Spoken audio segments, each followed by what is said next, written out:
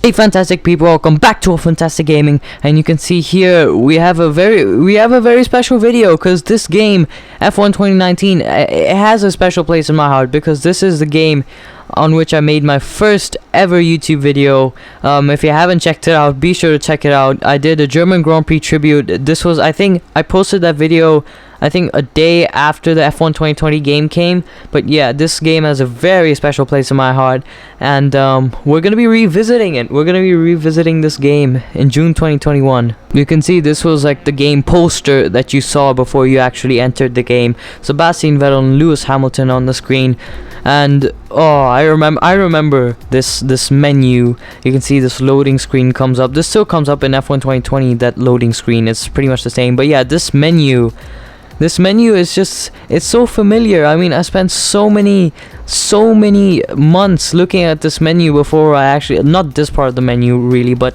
looking at this menu. I spent so many months looking at this menu before I actually you know, played the race. And yeah, just look at the triangular thingy they have. It was, I'm pretty sure it was unique to F1 2019 and something that I don't think we saw in F1 2020. And yeah, it looks great and matches the colors of the car. And I'm at a conflict because I don't know which car to race in today, because I want to race in the Mercedes because it's the last silver Mercedes before 2020 and 2021. But I chose the Haas because I think this is a car that looked amazing but didn't race as amazing as it looked, and I just want the challenge of racing such a slow car. You can see I did have to increase the difficulty because this was from a long time ago. And 25% race, I'm gonna do a one-shot quali just to get used to the game a little bit. But yeah, we're gonna be doing a French GP race, mainly in hope that it's gonna be more exciting than the actual 2019 French Grand Prix. But yeah, we're gonna get straight into this one-shot quali, and I'm looking forward to it. I really am. Welcome to qualifying for this weekend's French Grand Prix. The teams are making their last-minute adjustments before the lights go green, and the fight for pole position gets underway. We can already see that the graphics in F1 2020 did change, and they were more revolutionary, except for especially those graphics, like the qualifying graphics and the overall graphics in the game. They were matching the official F1 graphics way more than they did in F1 2019. That was a big thing I noticed. But yeah, we're just customizing the setup, and we're just getting ready to go out for qualifying. And I don't expect too much from this qualifying because I haven't raced in this game for quite some time, and this Haas car is pretty bad, but I expect at least, you know, top 10. But I probably will go last on purpose, but well, I guess we won't have to do that now. But yeah, I was planning to go last in this one-shot quali on purpose because it is a French Grand Prix last first challenge. But yeah, I don't need to do it on purpose anymore because I messed it up at turn 2.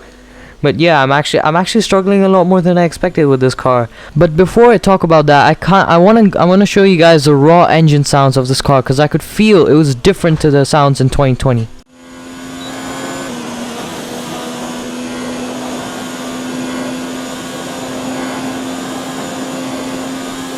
So I could feel how thin the engine sounds were, and how, you know, it wasn't exactly the same. It was definitely different. But yeah, I could feel the engine sounds were different. But now we're coming to the final corner. I purposely go super slow because yeah, this is the end of qualifying, and I am going to be starting from last on the grid. That was what I was aiming for. I was not aiming to get down to last place at turn 2, but yeah, I am going to be starting the race in last because this is the last first challenge. And it's truly a challenge because I am in a Haas car, and you know, being in a Haas car, you can't really expect to do that well. You can't really expect to win the race from last, but you can expect to have some great battles because you're going to be fighting cars that are generally faster than your car. So yeah, I'm looking forward to that. I'm looking forward to see how that goes. On the grid. Let's hope for a thrilling contest then here at the French Grand Prix. The circuit Paul Ricard then, a 3.6 mile track, 25 miles east of Marseille. 15 corners here, 6 to the left and 9 to the right, with the main overtaking chance expected going into turn 8. Top speeds today should be around 205 miles per hour. Let's run you through the driver grid order for today's exciting race. Valtteri Bottas lines up on pole position with Charles Leclerc alongside. Considering the rest of the grid, we have Verstappen, Vettel, Lewis Hamilton and Albon, Perez, Norris, Sainz and Kimi Raikkonen, Hülkenberg, Gasly, Daniel Kvyat and Magnussen, Riccardo, Stroll, Antonio Giovinazzi and Robert Kubica. Russell and Romain Grosjean sits at the back of the grid. And with Here we go again. lights out just moments away, it's time to go down to the track.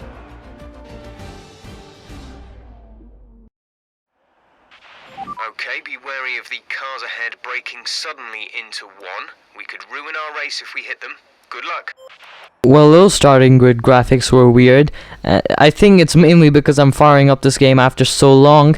And one more thing, Jeff's radio messages sounded a lot more radio-like. They didn't sound that clear, which is something that wasn't there in F1 2020. In F1 2020, the radio is actually very, very clear. And that's something I actually really like in F1 2019, that the radio is very radio type. It's kind of fuzzy, and yeah, that's really nice. But now we gotta go to the race start, and we're now gonna go to 5 red lights for the 2019 French Grand Prix for the last of first challenge, revisiting F1 2019. It's lights out and away we go. You can see we get a pretty good start, as we do get on F1 2020, and now we're gonna have to find a way to go down the inside into turn 1. You can see that we're already past a few cars, but look at that switchback down the inside of 2 cars. Wow, that was a crazy switchback. We're up into P14 now, but that switchback was just unbelievable. Now we're going to go down the inside of Pierre Gasly, fellow home hero since we're racing as Grosjean, and we're just making dive bombs on dive bombs and making overtakes and overtakes,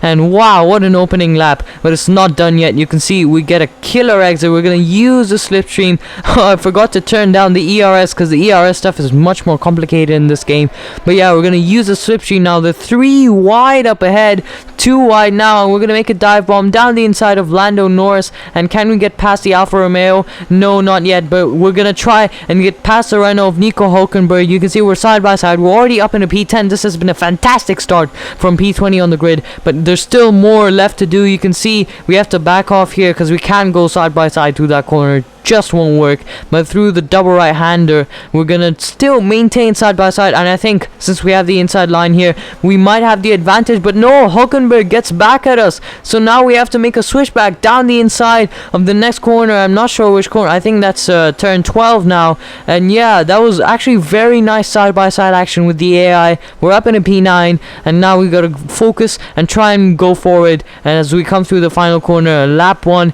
is over. I'm pretty sure we've been on board for the whole lap of lap 1, but yeah, on to lap 2 now. This is where the real overtaking opportunity comes, but we're not overtaking, we're being overtaken by the AI of Nico Hülkenberg. He has easily got past, but we're still gonna try and do something about that as we make a massive dive bomb down to turn 8. Nico Hülkenberg does a switchback on us, the AI playing it very aggressive. We get on the curve very aggressively, but so far we've managed to get back ahead, but for how much longer? Because the slipstream down this main straight is super powerful, and now through the flat out right hander we have to be careful, but luckily we managed to stay ahead. But lap number 3 we've caught up a little bit to Raikkonen, but Hülkenberg is right on our tail now and he has DRS, but we're gonna try and squeeze him to the edge of the track, leave him no space to make an overtake, and we actually catch up to the Alfa Romeo a little bit. We outbrake ourselves, we brake a little bit too less, but that's not to worry about. We don't get any track limits warnings or anything because we didn't really gain an advantage there.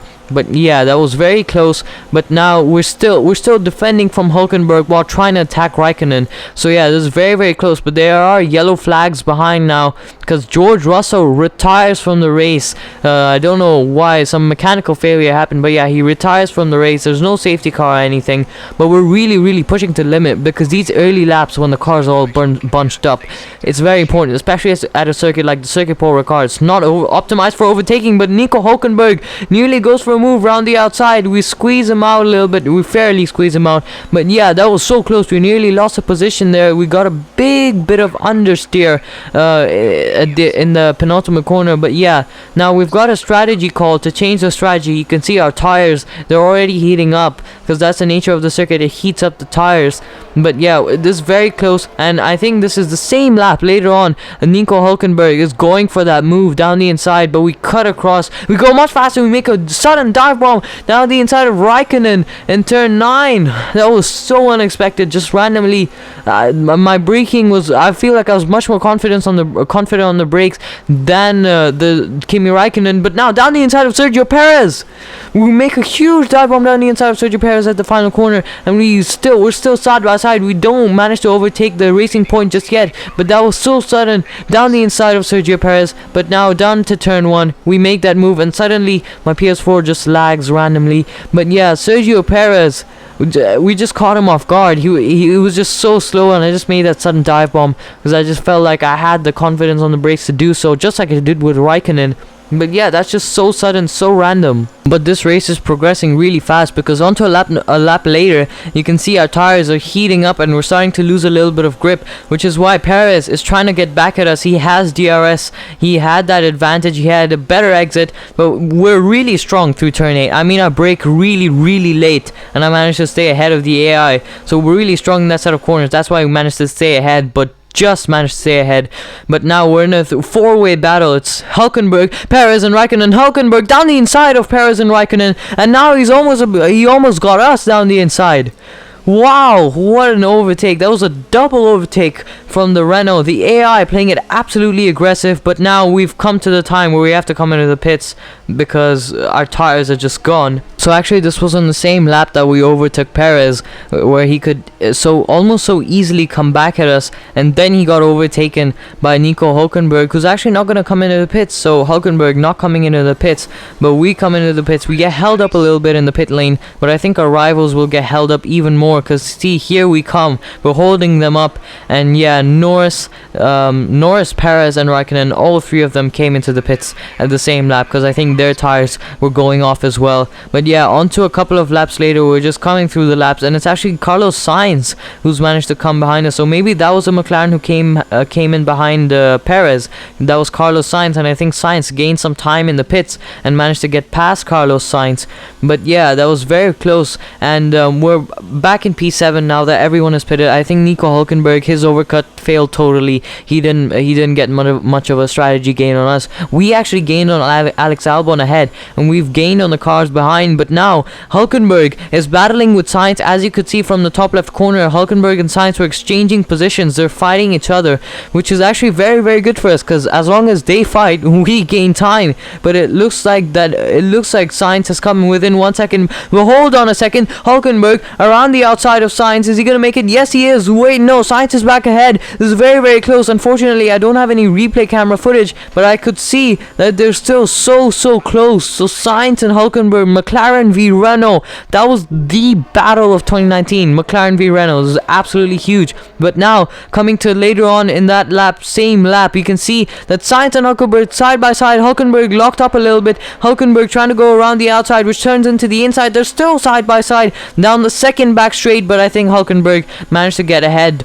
Just managed to get ahead. So yeah, that's really good for us. But these two behind us are looking really strong. If we mess up, we're gonna have two cars pouncing at us. You can see already they catch up to us in the corners, and we do mess up. We have a huge amount of understeer. We go off track. Hulkenberg easily past us. We barely stay ahead of Sainz now, but you can see we're coming through the penultimate corner right behind Hulkenberg, and we make a huge dive down the inside. We make a bit of contact with him, use his cars to slow us down. Wow, that was so close. But now Carlos Sainz got a better run out of the final corner. He's going to try and get back at Nico Hülkenberg. This is absolutely amazing here. Some great action. Totally didn't expect that from the French Grand Prix. Totally didn't expect that. But still, it's great racing, but I'm afraid that these cars are going to be able to overtake us. You can see they're so close. Sainz trying to go around the outside. He does a switchback on us, and we get a huge wall of understeer through turn 4. Sainz gets back past. Hülkenberg nearly gets back past, and we have to squeeze Sainz to the edge of the track to make sure that we maintain position. We had to really take some desperate actions there because we nearly lost the position. We just got some random understeer through turn 4. We just didn't have the grip, and Science could easily slip one down the inside. And yeah, you can see he's already coming back at us. He's using the slipstream. But yeah, I do have ERS, and I have saved up fuel and ERS from that time in the pit window area when I was in clear air and I didn't have to battle anybody on track. But yeah, this is where I have to use the energy now, because Science is absolutely charging at us. He's absolutely charging. He's so fast, and yeah, he's just really quick, and this Haas is just not quick enough. You can see we get understeer again. We have to be so cautious through this corner, trying not to go off track, trying to stay ahead of Science. But I think these next 2 corners will come to our advantage, because it's very difficult to overtake here in these last 2 corners. But yeah, we're gonna try and use the dirty air, try and build a little tiny gap that's long enough for this main straight, and we are gonna use ERS. We're gonna wave around on the track to make sure that Science doesn't get much of a slipstream. But we're on to the penultimate lap of the race now. This is where it gets really serious. This is where we have no chances, 0 chances. But yeah, we're on to the main back straight, the first back straight, the longer one, and we are using quite a bit of ERS. We're not using much fuel, but we are able to stay ahead of Science. So I feel like I've got my groove now. I've got my pace, and I think this is what I need to maintain. But you can see that Hulkenberg was trying to get back at Science. Science was not able to overtake us because he had his own battles going on. But now we come out of the final corner, coming on to the final lap of this race, and I changed camera angles to cockpit view, because this is a tradition that I started, I think F1 2018, where I always went on the cockpit cam on the final lap. It would sometimes it would compromise my race, but I just felt like this tradition, I don't know why I kept this tradition, but yeah, it was pretty much just for fun. But yeah, I didn't actually do it on F1 2020, so maybe I should do it in the future, maybe in F1 2021, where on the final lap of the race I go in cockpit view, and it's really fun going in cockpit view. I just enjoy racing in cockpit view. But one of the craziest thing is, in cockpit view, I don't know how to defend. It's very difficult to defend from a rival in cockpit view. As you can see, Carlos Sainz trying to capitalize on our vulnerability by trying to get past us, and you can see from the proximity arrows that it went red, I think 2 or 3 times, because we nearly lost a position. But Lewis Hamilton wins the race. We get a huge wall of understeer on the final lap. Whoa, we're side by side with Science now. We have to squeeze him out, but that was so close. We're coming through the final corner now. The race is over. You can see the graphics are actually much more realistic in F1 2020. At the end of the race, we come across the line to finish this race. Wow, we finished P7, which is quite ironic, because the only other video I've done on F1 2019, my first ever video, I finished P7. So yeah, that's incredible race, incredible video. I'm so happy I actually did this video. I hope you enjoyed this race. It was quite a crazy one. And yeah, let's watch the podium ceremony. I honestly feel it was down to the driver and car today. I mean, we can talk driver skill all day, but if you don't have a solid team to back that, you're never going to get anywhere. When you hit that sweet spot of having both an excellent driver and an incredible car, that's when you see results like those we witnessed today. Mercedes are on top form once again after an excellent race weekend. It's great to see them up on that podium once again.